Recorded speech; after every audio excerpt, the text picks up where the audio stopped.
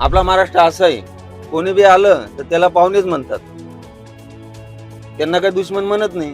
पण ते जर रस्त्यावर उतरून जर आपला काही तिरस्कार करतील, त्या तिरस्काराला आम्ही घाबरणार नाही. तो गुप्ता, पांडे, दुबे, चोबे अशा प्रकारचे नावं ते महाराष्ट्रात आहेच नाहीत, अस्तित्वातच नाहीत. मग तुम्ही 15 वर्ष रहिवासी दाखले दिलेच कसे? आम्ही बोलतो जाऊ द्या, मुंबई आपल्या महाराष्ट्रात आलेत, 2 रुपये पोटासाठी कमवतायत, हे करतायत, असू द्या. पण ते लोक जर जास्त हे करत असतील तर त्यांच्याशिवाय मुंबई बंद पडणार नाही. की बाबा हा टॅक्सीवाला बोलतो बिहार वाले के बिना मुंबई नाही चलेगा. अरे का नाही चालणार? आम्ही आहोत ना.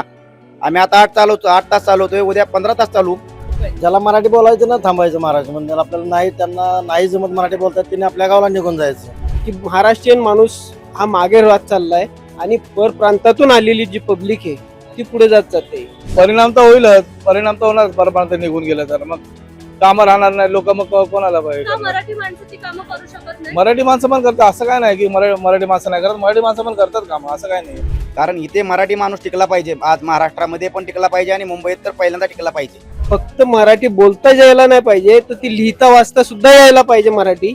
तर त्यांच्यासाठी काहीतरी क्लासेस केलं पाहिजे, शिकायला त्यांना टाइम दिला पाहिजे काहीतरी. त्यांच्यासाठी क्लासेस ठेवले पाहिजे. हा तर मग काय मग त्यांच्या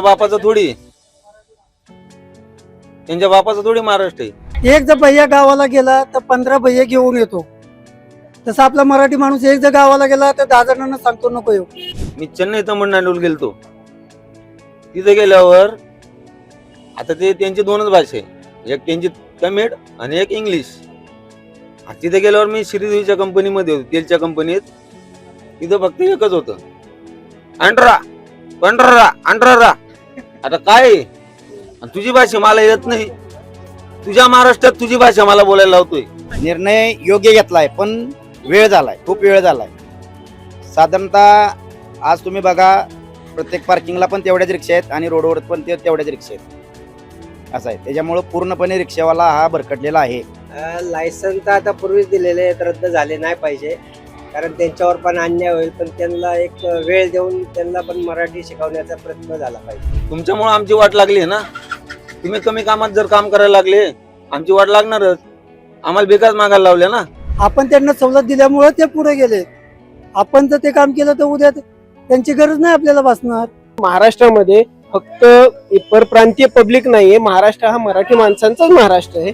त्यामध्ये मराठी ही आलीच पाहिजे. आणि ते गेले तरी आपल्या महाराष्ट्राला काही फरक पडू शकत नाही. परप्रांतीय असंही म्हणतात की आम्हाला मराठी बोलता येत नाही, आम्ही प्रयत्नही करणार नाही. त्यावर काय तुमचं? त्या लोकांनी सरळ आपलं हे करायचं, बोराच्या बिस्तरा गुंडाळायचा आणि आपल्या गावी निघून जायचं. मराठी सक्ती बरोबर आहे, मराठी आलंच पाहिजे सर्वांना, हे जरुरी आहे.